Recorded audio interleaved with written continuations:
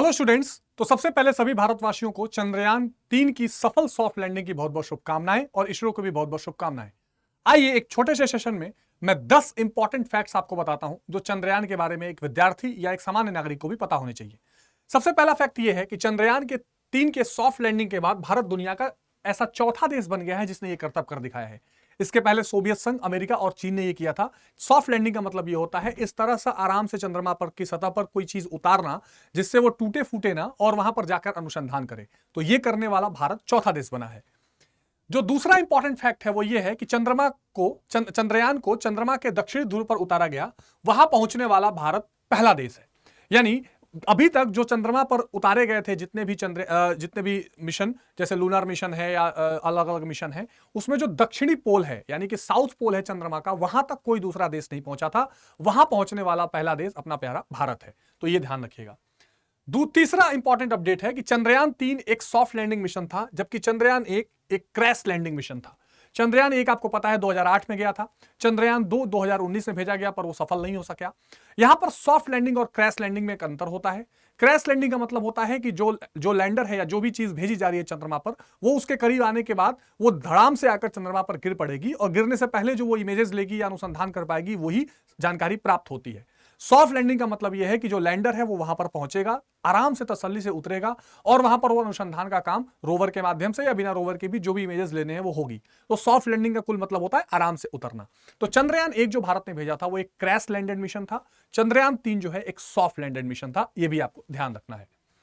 चौथा जो अपडेट है, चंद्रयान के लैंडर का नाम विक्रम और रोवर का नाम प्रज्ञान रखा गया है। ये वो लैंडर है यानी कि ऑर्बिट से अलग होने, ऑर्बिट में पहुंचने के बाद जो लैंडर है वो चंद्रमा पर पहुंचा। ये जो आप लैंडर देख रहे हैं इसका नाम विक्रम रखा गया है। जो विक्रम साराभाई जिन्होंने इसरो का सपना देखा उनके नाम पर रखा गया है। और इसमें से निकल कर आएगा एक रोवर जो एक रोबोट के तरह से पूरे चंद्रमा पर घूमेगा। और इसलिए इन दोनों का नाम आप ध्यान रखिएगा, जो परीक्षाओं में भी पूछा जा सकता है, विक्रम और इसके साथ साथ प्रज्ञान। पांचवा जो इंपॉर्टेंट अपडेट है कि चंद्रयान को पृथ्वी की सतह से चंद्रमा तक पहुंचने में करीब 40 दिन लगे थे। यह भी इंपॉर्टेंट है। इस तरह के फैक्चुअल सवाल कई बार पूछ लिए जाते हैं कि कितने समय में चंद्रयान जो है 3 खास करके मैं बात कर रहा हूं वो पृथ्वी से चंद्रमा पर तक पहुंचा। तो उसके लिए उसको 40 दिन लगे। और आप जानते हैं कि आज यानी कि जब मैं आपसे बात कर रहा हूं तब 23 अगस्त को शाम को 6:04 पर यह वहां पर लॉन्च हुआ है, ये वहां पर पहुंचा है, लैंड हुआ है। चंद्रयान 3 को जिस लॉन्चर से छोड़ा गया उसका नाम LVM-3 है। GSLV एक तरह का ये लॉन्चर है, जियो सिंक्रोनस जिसको कहते हैं। एक PSLV होता है पोलर सिंक्रोनस, एक GSLV होता है। ये LMV है, ठीक है, लॉन्च व्हीकल मार्क 3 जिसको बोला जाता है। तो उस लॉन्चर का नाम LMV-3 है। ये भी ध्यान रखिएगा, कभी कभी क्वेश्चन ये पूछ दिए जाते हैं। चंद्रयान को इसरो द्वारा छोड़ा गया, जो भारत की अंतरिक्ष अनुसंधान की एजेंसी है। जी हां, इंडियन स्पेस रिसर्च ऑर्गेनाइजेशन, जिसको 1969 में बनाया गया था। और इसरो ने इससे पहले भी बहुत सारे बड़े बड़े कीर्तिमान किए हैं। जैसे मंगलयान के बारे में आप जानते होंगे, चंद्रयान 1, चंद्रयान 3 और आगे अब आदित्य L1 जो सूर्य के लिए एक मिशन है वो भी छोड़ने की तैयारी चल रही है। तो ये सारा जो मुहिम है स्पेस को लेकर और हमारे अंतरिक्ष को लेकर वो इसरो के द्वारा किया जा रहा है। और चंद्रयान 3 भी इसरो के द्वारा ही प्रायोजित था। आठवीं फैक्ट देखिए, चंद्रयान 3 जो है ये मिशन इंपॉसिबल मूवी के लगभग 4 गुना सस्ती कीमत पर बनाया गया है। अभी आपको फैक्ट लग रहा होगा कि सर ये सस्ते और महंगे के लिए क्यों बता रहे हैं। इसलिए ये पता चलता है कि कम से कम कॉस्टिंग में बड़ा से बड़ा गोल भी अचीव किया जा सकता है, जैसा हमने मंगलयान में भी करके दिखाया था। और चंद्रयान 3 भी एक तरह से आप देखेंगे तो ये मिशन इंपॉसिबल मूवी के 4 गुना कम लागत में इसको बनाया गया और छोड़ा गया, जो हमारे लिए एक बड़ी अचीवमेंट है। कॉमर्शियल पर्पज से इंपॉर्टेंट है क्योंकि भारत जो है फिर इसका इस्तेमाल करके बाकी देशों के जो लॉन्चिंग है उसको एक तरह से कह सकते हैं कि अंजाम दे सकता है। और भारत के इसरो को और भारत देश को एक बड़ा लाभ भी कमाने का अवसर इससे मिलेगा, क्योंकि एक कमर्शियल विंग भी इसरो का है जिसमें जहां ये काम आएगा।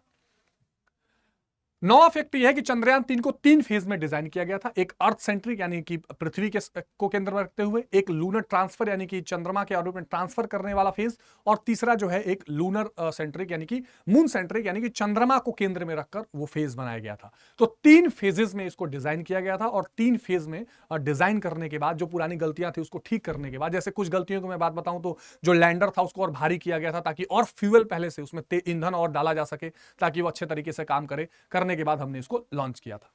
आखिरी और इंपॉर्टेंट जानकारी, रोवर प्रज्ञान 6 पहिए हैं जो सोलर पावर्ड हैं और 14 दिन तक इसमें खोज करेंगे।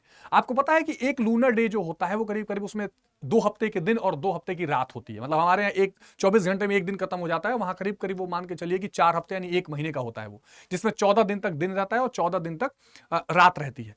तो ये जो प्रज्ञान है वो ये क्या करेगा, वो दिन जो 14 दिन बचे हैं जिसमें दिन होगा चंद्रमा पर, उसमें 6 पहिए लगे होंगे, 6 पहिए से वहां घूमेगा, जो सोलर पावर्ड है, सूर्य की रोशनी से क्या करेंगे उसको पावर मिलती रहेगी और वहां पर अनुसंधान करके भारत को सारे इंपॉर्टेंट जानकारियां भेजेगा। तो चंद्रयान 3 की सफलता के बाद मुझे लगा कि मुझे आपसे कुछ फैक्ट शेयर करने चाहिए। मैंने ये 10 फैक्ट्स आपसे शेयर की हैं। इसमें कोई डाउट या कंफ्यूजन हो तो भी कमेंट करिए। ये फैक्ट्स आपको कैसे लगे ये भी कमेंट करके जरूर बताइएगा। धन्यवाद। जय हिंद।